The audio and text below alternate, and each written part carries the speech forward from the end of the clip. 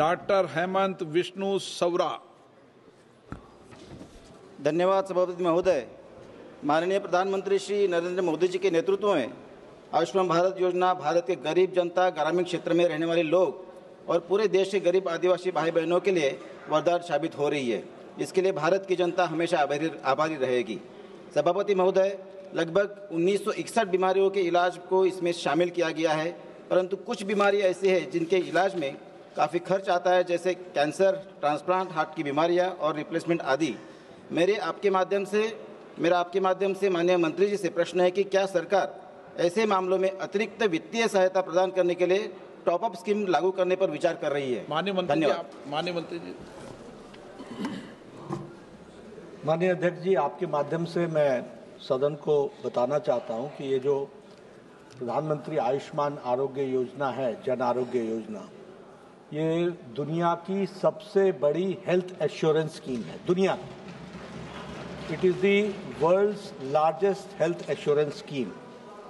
जब ये शुरू हुई थी तो ये 55 करोड़, पहले 50 करोड़ लोगों को इसमें जोड़ा गया था। बाद में 10 साल के जो डिकेडल पॉपुलेशन ग्रोथ को लेकर के जो SCCC डाटा था, socio economic caste census data, और उसके साथ साथ जो नफ्सा था, नेशनल फूड सिक्योरिटी एक्ट, उसके साथ उसको जोड़ करके यह 55 करोड़ हो गया। और 55 करोड़ होने के बाद के साथ साथ इसमें 37.19 लाख हमारे आंगनबाड़ी आशा वर्कर्स और हमारे आंगनबाड़ी हेल्पर्स, इनके परिवारों को जोड़ा गया, यानी 37.19 लाख परिवारों को जोड़ा गया। और इसके साथ साथ अब जब प्रधानमंत्री मोदी जी तीसरी बार उनको भारत देश का आशीर्वाद मिला है, तो अब इस देश में 70 साल से ऊपर के कोई भी व्यक्ति किसी भी आमदनी का को 5 लाख रुपए का सालाना जिंदगी, जब तक वो अंतिम सांस नहीं लेगा तब तक उसको 5 लाख रुपीस का हेल्थ कवरेज दिया जाएगा। This is the world's largest health coverage program. दूसरी बात जो माननीय सदस्य ने पूछी, वो पूछी है कि आपने 1960 प्रोसीजर्स बताए हैं और 1960 प्रोसीजर्स के साथ साथ आप उसको कैसे आगे बढ़ाने का प्रयास करते हैं। तो हम इसको टाइम टू टाइम हम इसको अपग्रेड करते रहते हैं। और जब मैंने ये जनसंख्या बताई तो अब वो 62 करोड़ हो गई है।